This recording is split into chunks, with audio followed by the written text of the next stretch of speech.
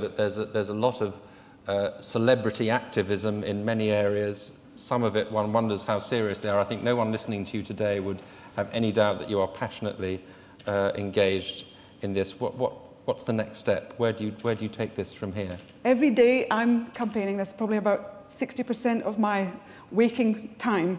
I'm talking about this. I'm trying to develop my website. I'm looking for opportunities. So if any of you are interested in what I have to say, or if any of you think that you might come forward with an idea for some kind of partnership, I'm terribly receptive to that.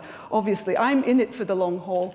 As I say, it's something that I saw for myself many years ago now, and I have not let it down. And the thing about the celebrity thing, I mean, obviously people will describe me as a celebrity, but the point of it is that if you actually educate yourself about a particular subject and you really understand what you're talking about, you can be the bridge between those rather dry academic types and those experts that understand that, you know, I mean, I am not an expert in HIV/AIDS, and there are many of those who are. And then you have your NGO populations. You can be a bridge to all those terribly lively business types as well. Yes, that's what I think, I hope.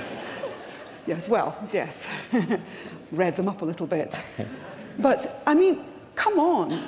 I mean, Nelson Mandela, this man who, it's like an international name with such respect. The ANC, you think about apartheid, about the struggle of apartheid, you know.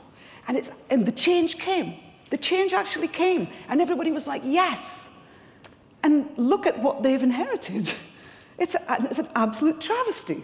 So that is what motivates me and pushes me on, because I really think it's a question of human rights, fundamental human rights, that children and women especially, because they raise the children, should have access to treatment, and they should have access to decent medical care, which means bringing up the healthcare systems. And how we do that, we get together and we talk about it and we commit.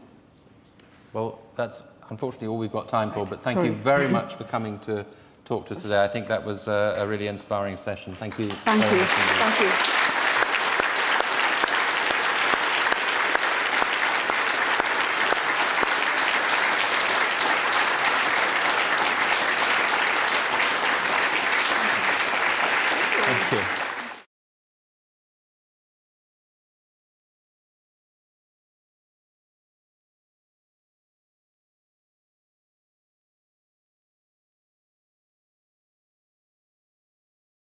First of all, you just gave a very powerful presentation on the challenge of HIV/AIDS in South Africa.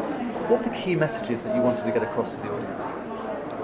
I think, first of all, I have to remind people that this is still continuing, that the battle against HIV/AIDS is not being won, and that continuously, every day, children and women, especially, are being infected or dying.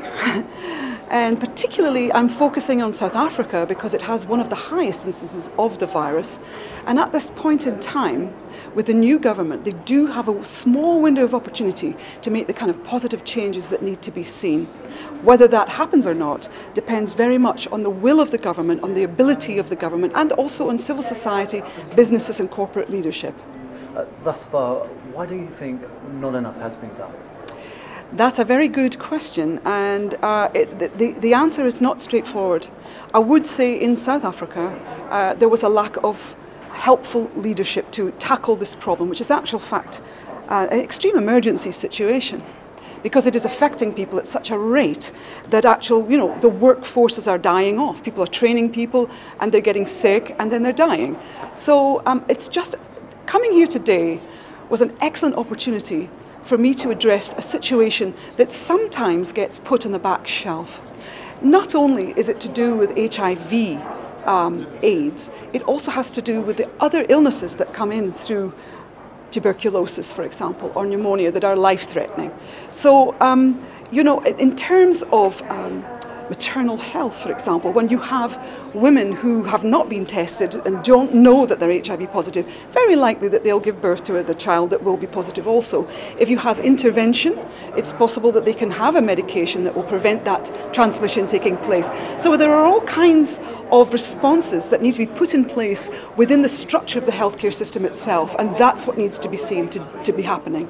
Nevertheless, do you see progress being made on the issue at all? It's very early days, sadly, now, because, I mean, I say sadly because I think South Africa lost 12 years when they could have made a difference. And I absolutely believe that the health minister of South Africa at this point in time is very committed to change. I have met him personally, and I know that he has the will to do it. But I think he has said it will be very hard to meet the millennium challenges, you know. And from your perspective, what impact do you think an artist or a musician can have when it comes to tackling global issues and changing political will?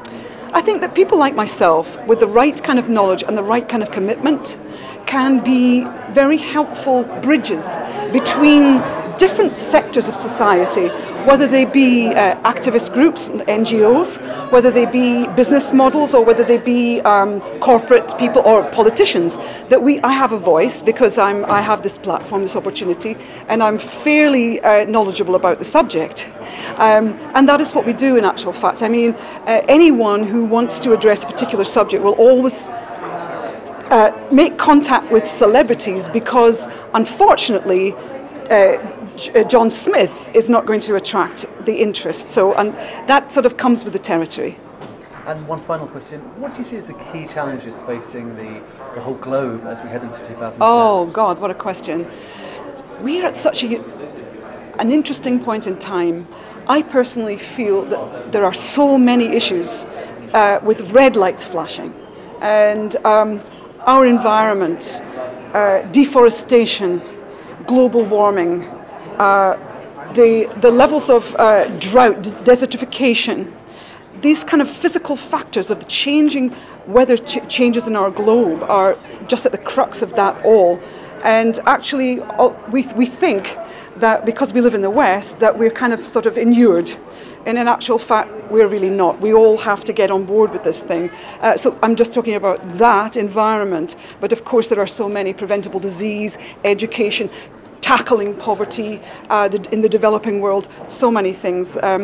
I have focused on HIV. It became something that I'm hugely passionate about, but there are so many other subjects that I'm equally as involved with. Perfect. Thank you very much for your time. I really appreciate that.